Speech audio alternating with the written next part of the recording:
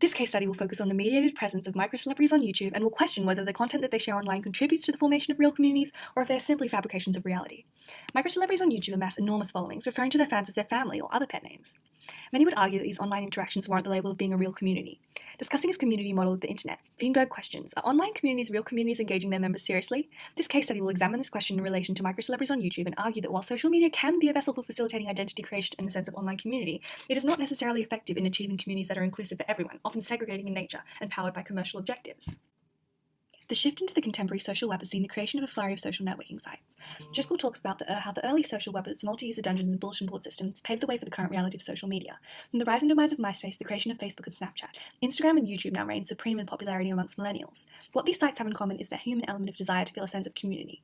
Feenberg notes that the earliest version of the internet, the ARPANET, was originally created for military and defensive purposes in 1969, but people came to take advantage of this to create bulletin board systems and online communities where people could share and voice their views. He argues that the future of the internet could be shaped by the community model, circumnavigating around the idea of reciprocity. Bulletin board systems demonstrate that people have always created online personas and identities for themselves, but this has been amplified on a global scale now, and on YouTube in particular these identities are increasingly fabricated to the point where we have seen what Semch defines as microcelebrities. Just as the internet is not a fully developed technology, the concept of microcelebrity is also in a state of development in flux. Sem defines the practice of microcelebrity as the commitment of deploying and maintaining one's identity as if it were a branded good with the expectation that others do the same. This model places social media users under a system of surveillance, likening it to propping them up on a stage where they open themselves up to ridicule, judgment, and pressure to maintain a tailor-made online presence. The culture of surveillance puts an emphasis on maintaining one's personal brand, and with such huge followings, this can cause microcelebrities to feel the need to project an idealized version of their lives.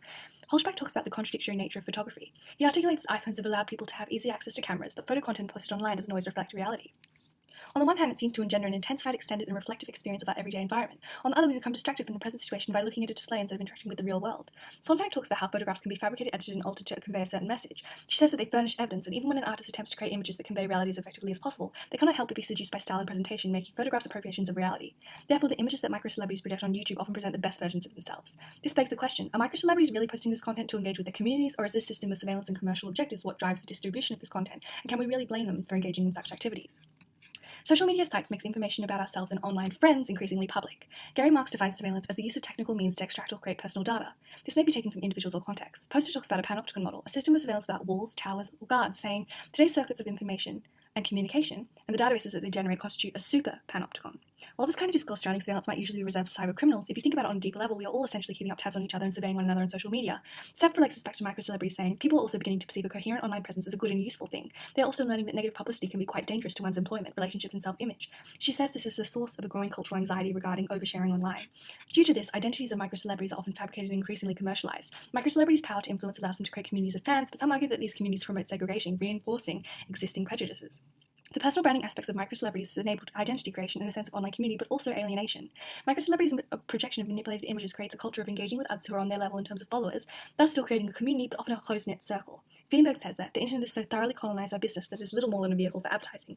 YouTubers often share their monthly favorite items on the premise of sharing to connect with their online community, but often they are promoting products that they have been paid to endorse, bringing down the authenticity of these interactions with their fans.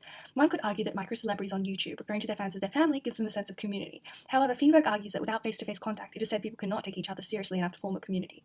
Syed questions whether online connections hold as much weight as face-to-face interactions, asking, is social media really social?